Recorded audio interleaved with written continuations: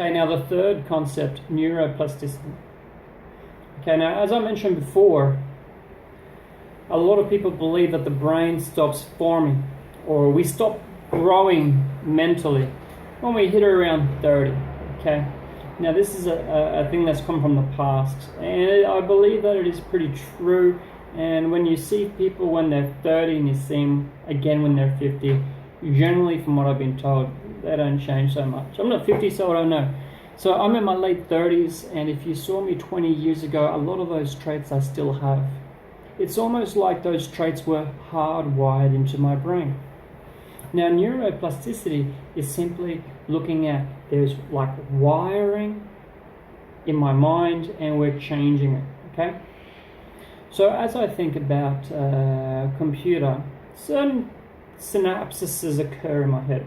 Now there's neurons in there, and when the neurons fire together, they wire together. So neurons that fire together, wire together. The firing may be called a synapsis, and in that wiring will create a neural pathway. Now, when I think computer, I've had computers for years, the pathways are pretty solid. Now, if I was to start using a Mac, I'm using Windows, if I was to start using a Mac, I would have to relearn that new operating system. And because I'm not familiar with that, my brain would be like, oh, how do I do it? Now, my brain knows how to stress out really well. It knows how to do that. My brain knows how to save me. My brain knows how to do a lot. But for me to learn Mac, I've got to learn something new. And in that learning something new, a new neuro pathway can form. Now, something like a computer system to another computer system, okay, great. I can learn the new one I haven't learned before.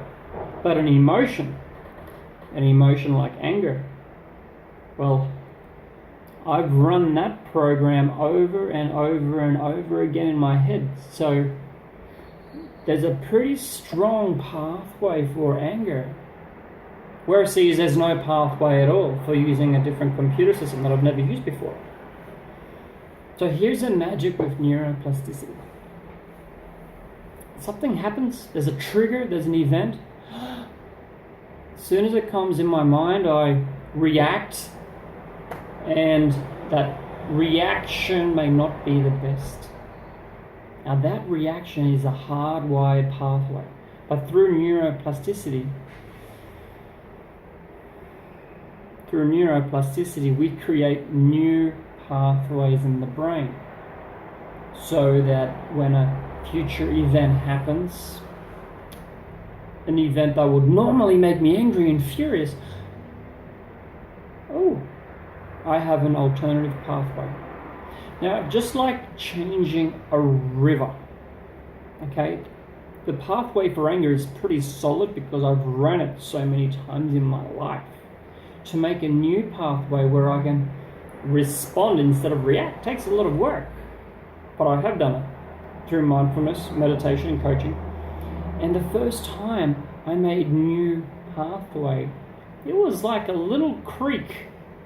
I had like a big river, like the Yellow River, like a major river, and then I had this little alternative pathway in my brain, a little river. So through coaching and mindfulness, I got this other river in my head, and I worked on it.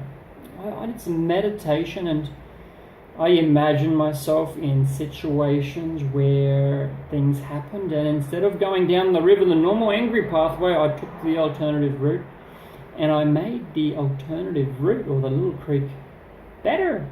I made it easier. And I started to think, wow, if these future events happen and I can take this way instead, that will actually lead me to where I want to go quicker. Did some meditation, various visualizations, and I started to see better and better that the alternative and the new pathway was better. And in real life, it happened, and guess what? I took the easier path. And now whenever angry things happen, I'm much more likely to take the other path. And the other path is becoming more solid, where the original Yellow River is drying up. Now things happen, I take the easier path and don't get angry. So neuroplasticity, We have these rivers and programs in our head, but we have the ability to change it. The ability is in your hands. Now you're an adult, take responsibility for yourself and update some of your old programs.